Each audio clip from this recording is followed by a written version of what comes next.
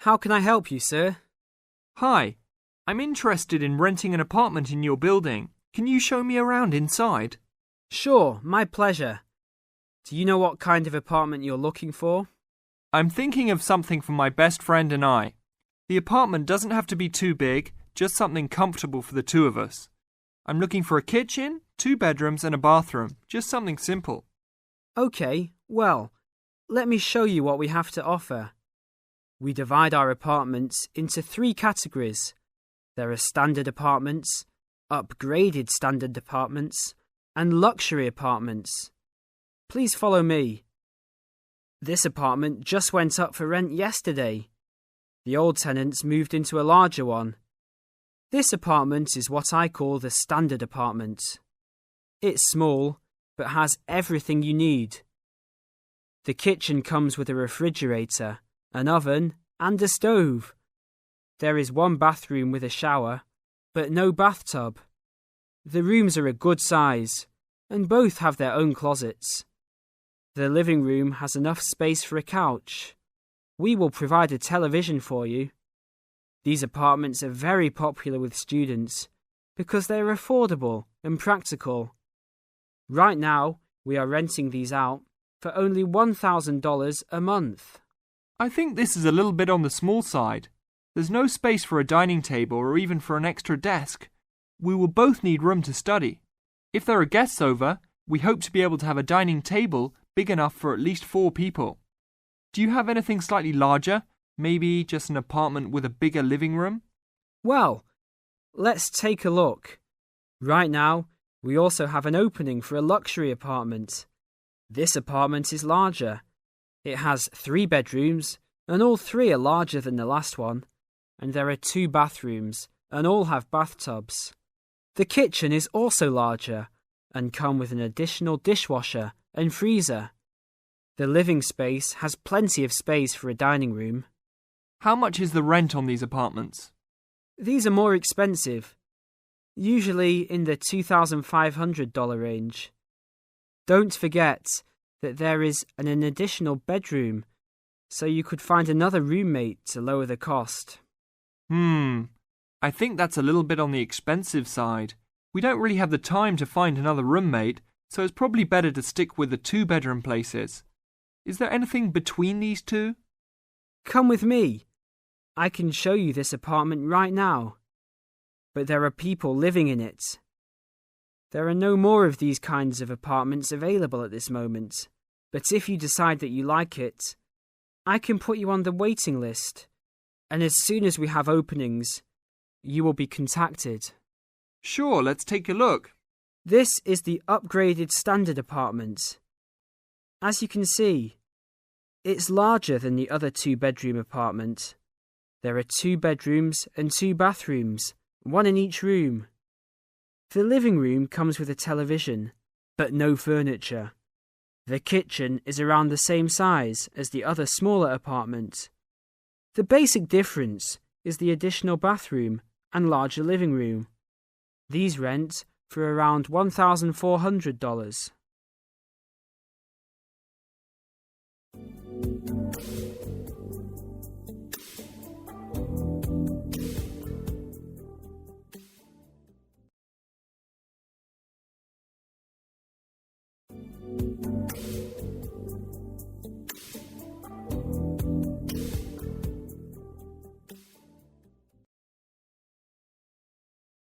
Hi, I am your counsellor for this year.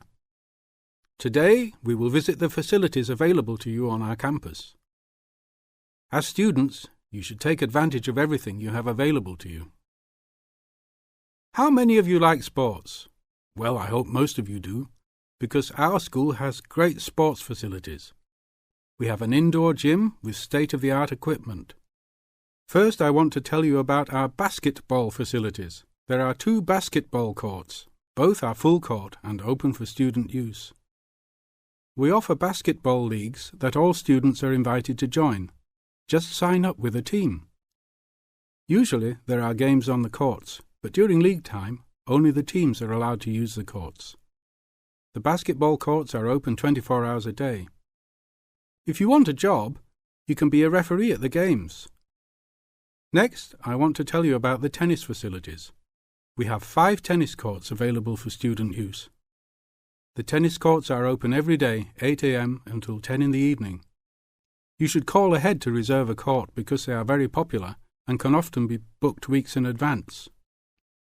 There are rackets and balls available for rent at the front desk of the courts.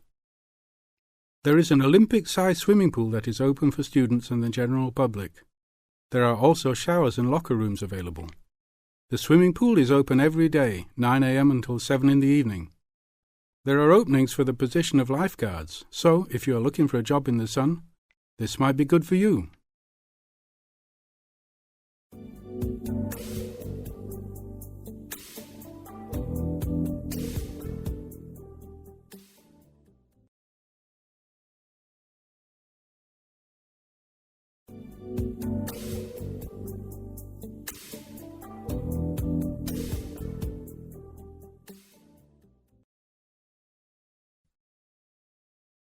Hey Mary, how's school going?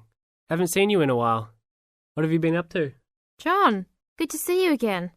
I've been really busy the last couple of weeks. I'm applying to study abroad next year. Really? So am I.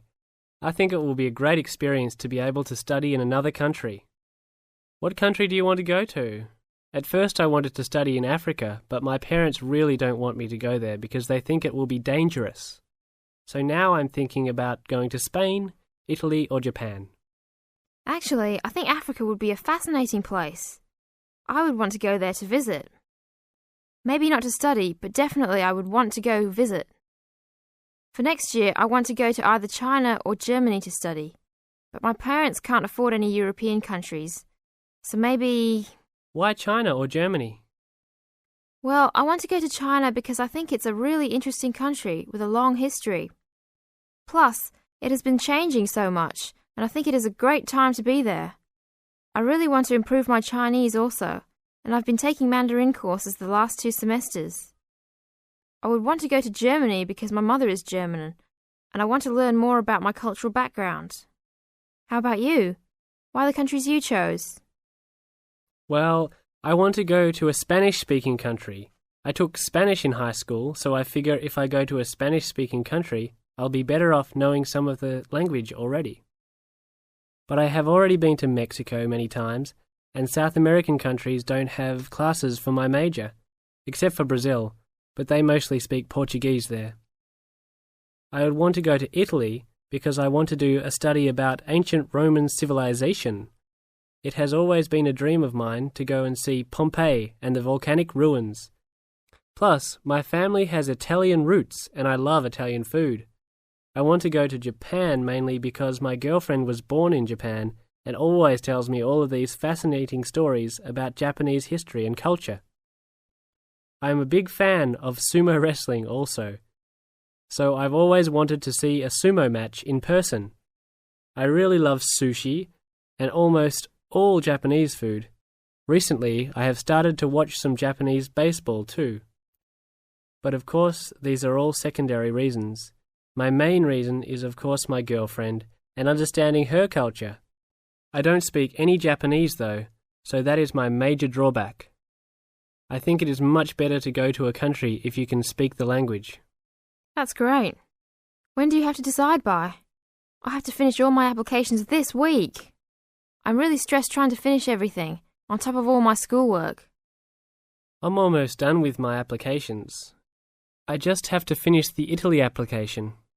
I think my last choice is Italy, so I'm doing that one last. How long do you want to go for? I think I'm only going to go abroad for 1 semester, or else I won't be able to graduate on time.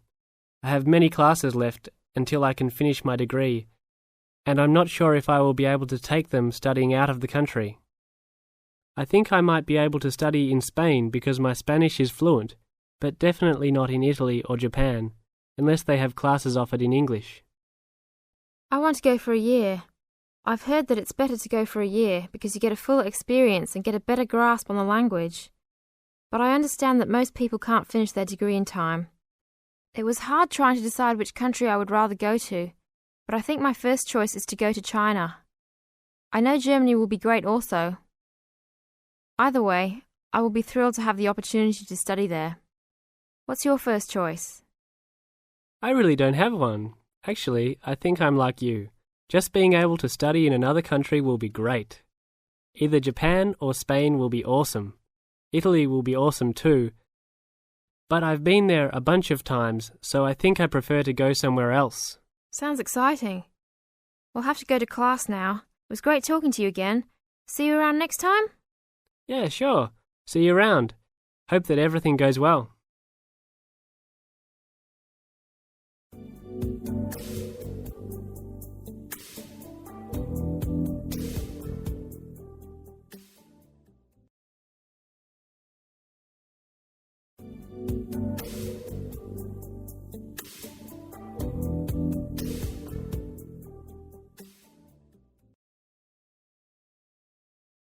Welcome to your new home for the upcoming year.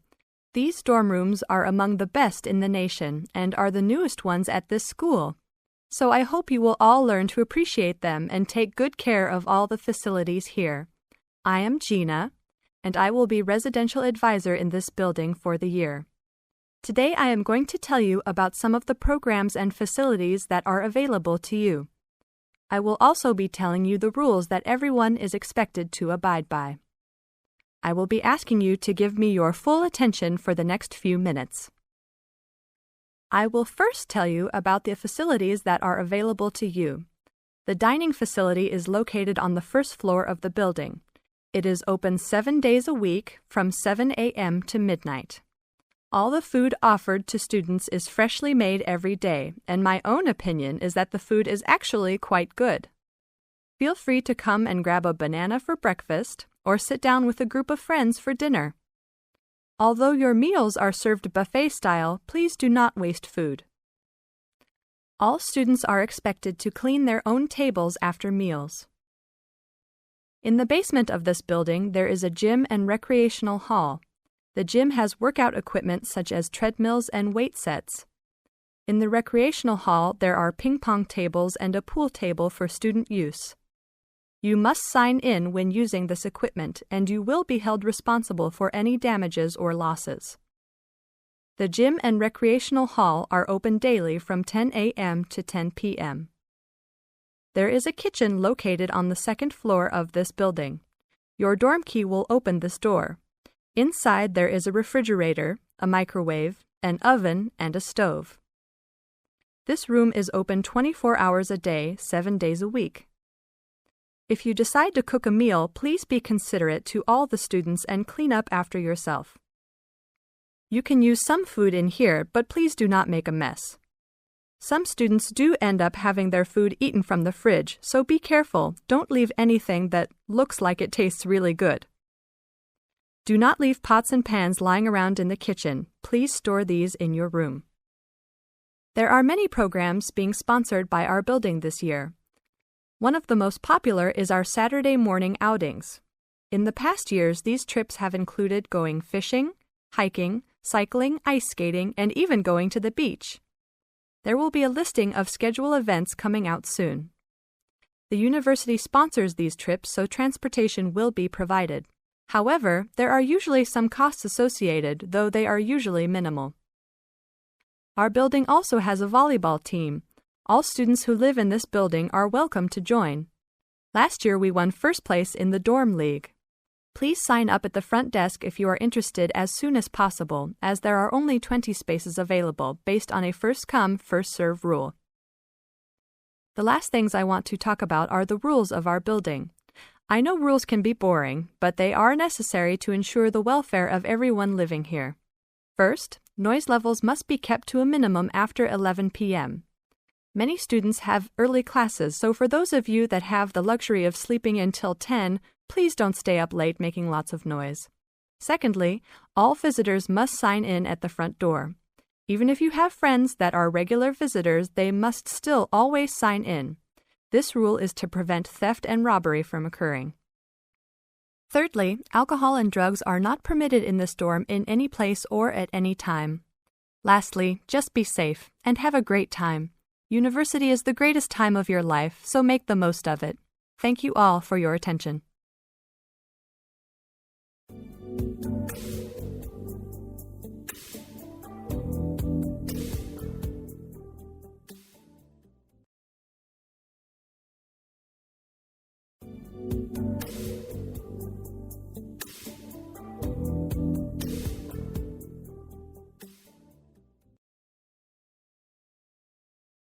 Good morning and welcome to the Department of Psychology's Information Day for new and intending students.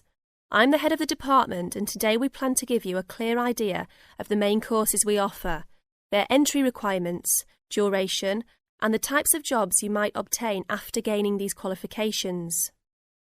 During the course of the day, I hope you will take the opportunity to talk to staff and attend information sessions for particular courses that may interest you.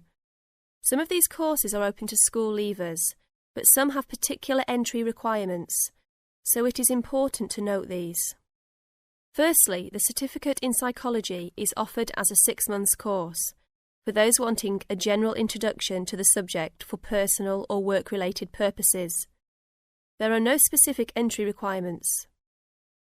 At undergraduate diploma level, we provide a 1-year diploma in psychology course, designed for those already in employment, whose work and previous training is not in psychology.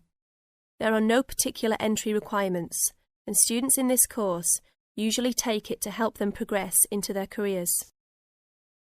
For a major in psychology, we offer a 3-year degree course called a Bachelor of Arts, after which students can go on to take other courses if they want to specialise in psychology. The only requirement for this course is the usual undergraduate admission to university.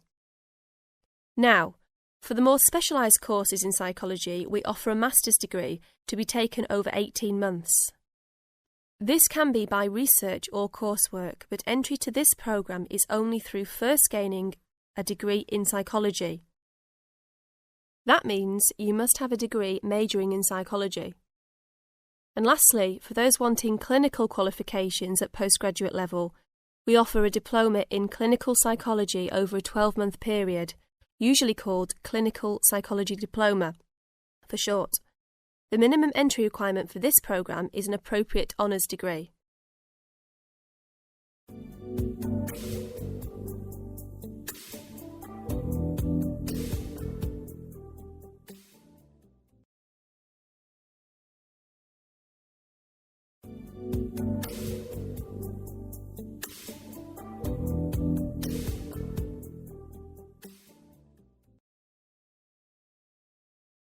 Good morning, everyone. I'd like Dr. Smith to introduce to us the University International Office. Good morning.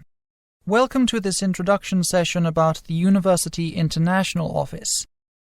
The office was set up in 1990, when increasingly more international students came to our university, and it aims to provide new overseas students with a service that they can use whether during the application process, at pre-departure and arrival, or during their time at the university. Now let me give you some examples to illustrate the type of help we can provide. First of all, we can offer information on financial matters. For instance, if you feel that you could not have enough grants to cover your college expenses, we are able to provide you some part-time jobs. Every year, lots of international students come here for part-time job information. Secondly, we can help you with your academic issues. As an international student, you may feel some kind of difference between your home school and this university. For instance, you may wish to know how to use the library, or you may want to know more about the teachers' teaching habits here. In a word, you may come across all kinds of questions. Then we would provide you with counseling information for you to adapt to the new academic environment. Another example I'll give is concerning the psychological issues. Some international students may feel culture shock at the early stage of their arrival. They may feel lonely and homesick or frustrated. All kinds of mental problems may arise. So we have a professional psychologist to provide counseling. The last area we can help with is what we generally call the social area. Yes, you can have a lot of social life here. Parties at the weekends or holidays, special clubs to meet with your interests, etc.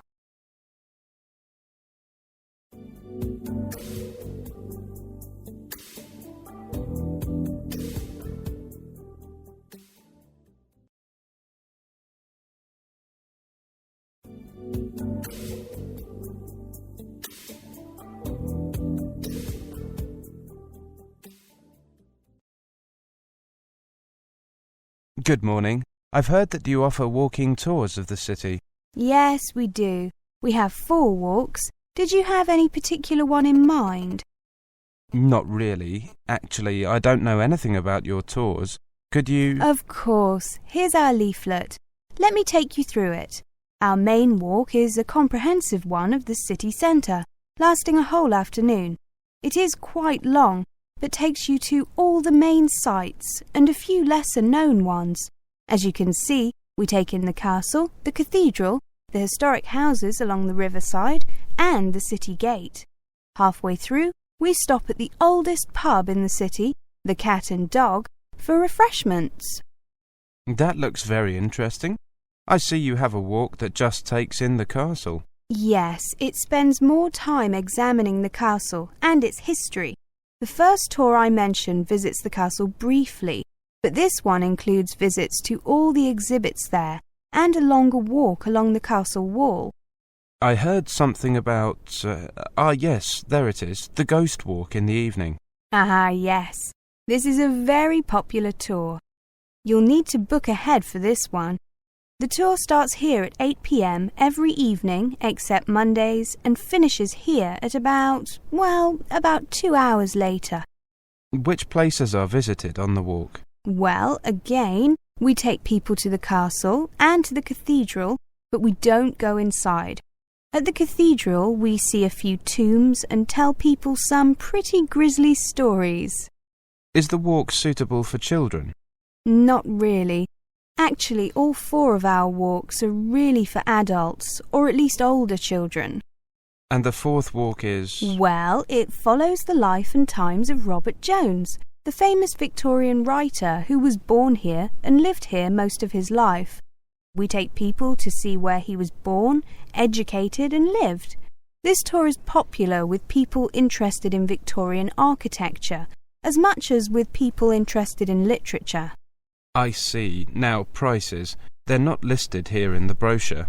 Prices depend on the season and the number of people you make a booking for. We'd be interested in taking a tour sometime next week, midweek, and we are a small group of 6 people. OK, there's a small discount for groups of 5 to 10 people. The full price for the City Sights tour is £10 per person. The castle tour is £7. The Ghost Walk is also £7 and the Robert Jones Walk is £8. The discount is 5% off the total fee. Thank you. And what time do the tours start? You said the Ghost Walk starts at 8 p.m? Yes, the City Sights one starts at 1 p.m. and finishes at 6 p.m. The Castle Tour starts at 9 a.m. and finishes at midday.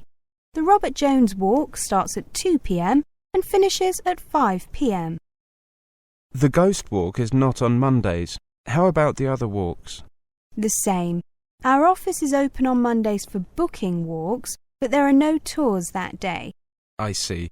Thank you very much. I see you have a website. Yes, www.walknewtown.com. Walk New Town is written as one word. It has up-to-date information, and you can also see the exact routes we take and the timings. Sorry? The timings. How long we spend at each location. Oh, I see. Thank you.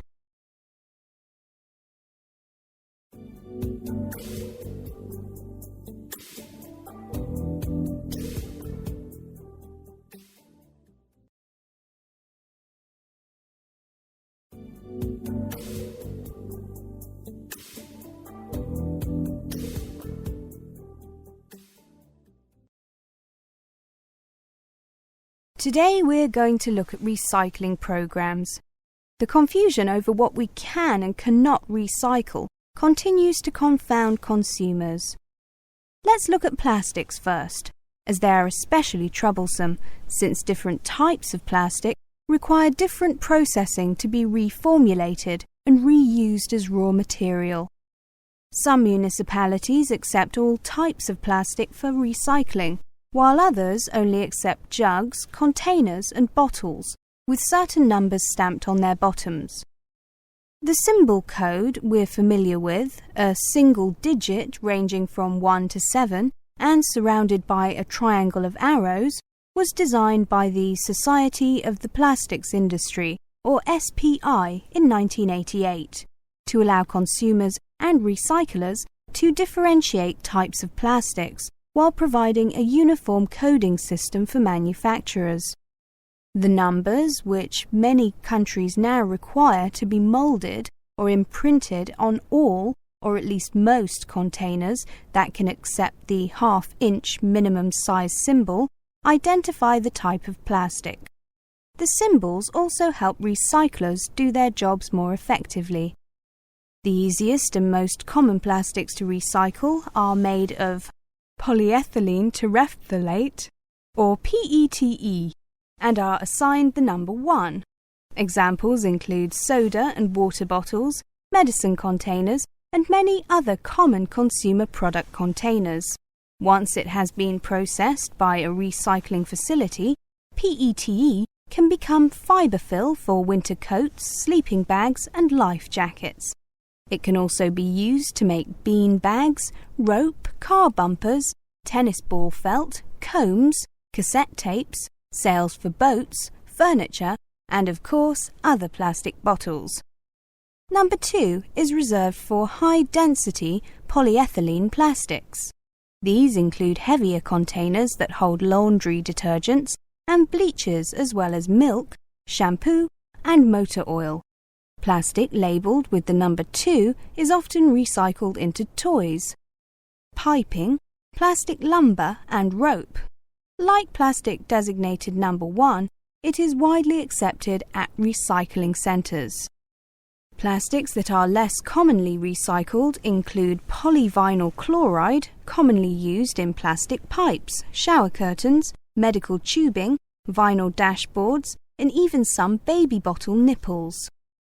These get the number 3. Like number 4, which include wrapping films, grocery and sandwich bags, and other containers made of low-density polyethylene, and 5, which are polypropylene containers used in Tupperware, among other products, few municipal recycling centres will accept it due to its very low rate of recyclability. Another useful plastic to recycle is number 6, which is used in polystyrene or styrofoam items such as coffee cups, disposable cutlery, meat trays, packing peanuts, and insulation. It is widely accepted because it can be reprocessed into many items, including cassette tapes and rigid foam installation. Last, but far from the least, the hardest plastics to recycle are items crafted from various combinations of the aforementioned plastics, or from unique plastic formulations not commonly used, usually imprinted with a number 7 or nothing at all. These plastics are the most difficult to recycle and, as such, are seldom collected or recycled.